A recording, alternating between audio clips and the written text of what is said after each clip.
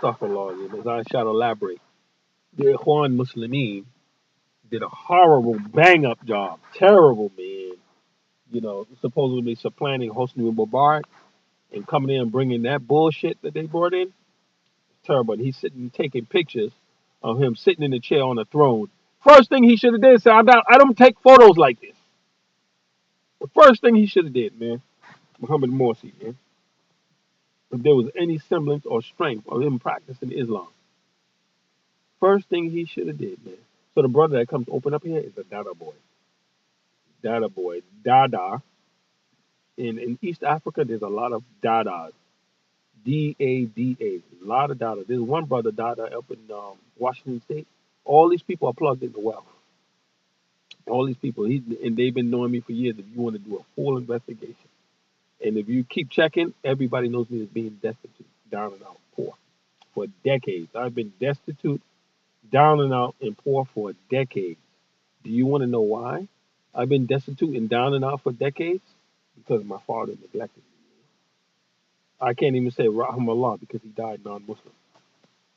He neglected me, man. He neglected me, and there was an anger in my own brother that was simmering.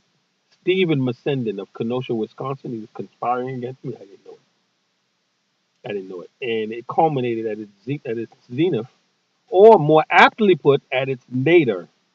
Almost like the last name of the word Ralph Nader, the Nadir, Nadir, when they found out that I had converted to Islam, and I didn't know that they didn't like it. He and my cousin Nadine Granville Masendin, they hated my conversion to Islam. I didn't know that, and they conspired against me because I became Muslim and figured they would disenfranchise me from anything Masendin oriented. When I was treated it badly anyway because they saw me, which I really am, what you call a bastard.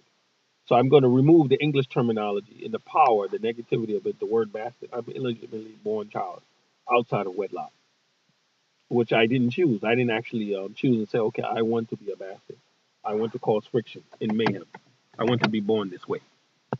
I didn't choose that.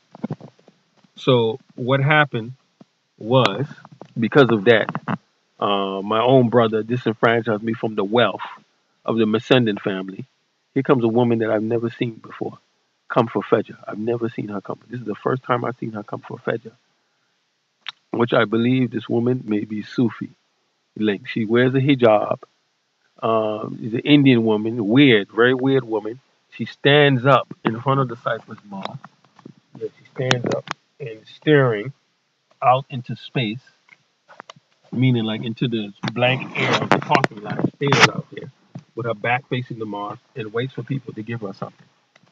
But particularly of note, sometimes she watches me like a hawk. She watches me in particular like a hawk and comes out of nowhere. What time is it in the morning, folks? Shall I turn the key? 4:40 something in the morning. So how does a woman know that Fedja is coming around that time? I have never seen this woman come for Fedja. And I'm here regularly because I can't go. I'm a captive prisoner. I've never seen her. This is the first time I've seen her come for Fedja. So how is it that she comes? Something weird about this woman, man. And they watch me like a hawk, man. They watch me like a hawk. There's something that I represent which is threatening to their status quo, particularly about how they view blacks and how to be. Even when I salamed her, she wouldn't even salam me. She gave me a scowl on her face. Her situation is maybe better than mine. She may sleep somewhere, she may not.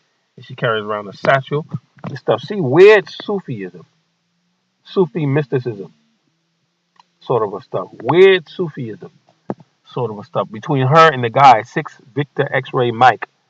I'm reading off a license plate. 6 Victor X-Ray Mike 041, of which Molana Mehtar, who's the leadership of this mosque, and other of which nobody says anything.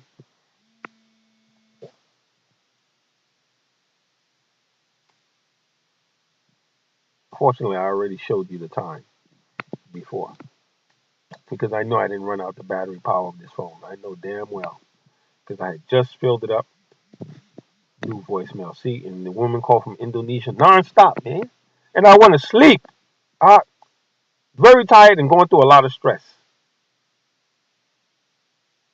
And I want to sleep, man. I'm catching hell. I'm being assaulted out here, man.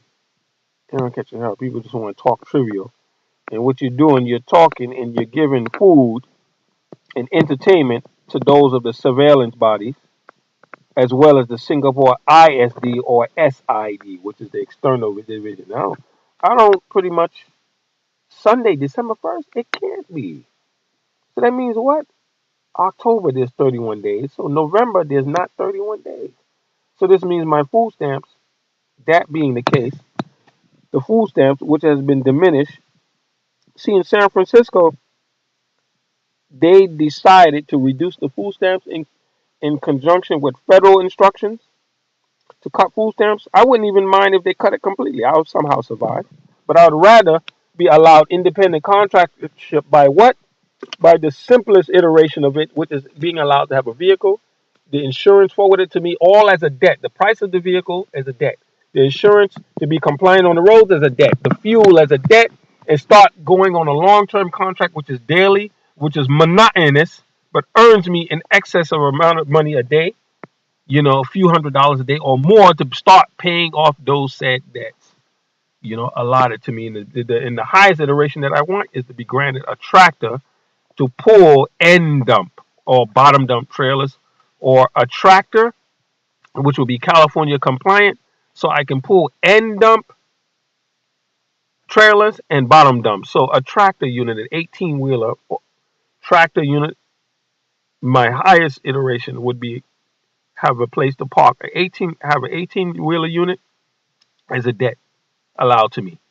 An end dump trailer as a debt allotted to me, and a bottom dump or some other type of pulling type of unit, even a pneumatic, allotted as a debt to me, and I could use those to earn a living and start paying off the debts of those three different things. But they're allotted to me in outright ownership, but as a debt, you know, to where I could pay those off instead of having to go and pull somebody else's trailer.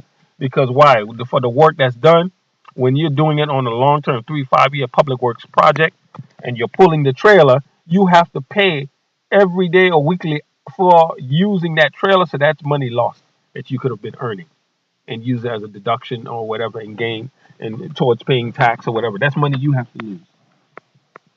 And that adds up, particularly with decreased fuel efficiency, of an 18-wheeler full-scale commercial truck. That's the highest iteration to allow me to be able to pay my legal expenses, to the attorneys and legal professionals, men of letters, who will want to charge and don't, because my case has not attracted, the attention, the national attention and international attention needed for it to warrant a pro bono response. It hasn't attracted that, even though my case is the worst case of civil liberties and civil rights abuse in contemporary U.S. history. It's the worst case of all. It's the worst case showing the nuances of entrapment of Afro-American ethnics resurging the J. Edgar Hoover desire to permanently disenfranchise Afro-American males, particularly from having a family structure and economic parity. So what they're doing, they're using it. Once you become Muslim, if you are too dark, particularly the tariqah, the Sufi group, which is called tariqah in Sufism, of Muhammad Atta, which was very racist. Muhammad Atta and these people were very racist stuff. Very racist people. There are a lot of curse them out. Very racist. And these people, if you are dark or too African looking and you're trying to gain economic parity and semblance with their leadership or people that they look up to, their ethnic racial hierarchies, and you want economic strength, they consider you adversarial. They don't like it. They don't like it. And they attack you any way they can. They attack you. They're very dangerous people. So much so that if I were to gain it, I have to stay away from Mars. I have to be very careful. So, because the people of the lighter skin hue, they won't bother them. Or people that are mixed. See, what happened with further investigation, as you heard the uncle, the Somali uncle, who I sit down sometimes on bended knee, any Afro elder, you'll find out there was a collusion with Megan Harrison, because she told me she had communication with a Pakistani sheikh, which she declined to elaborate on.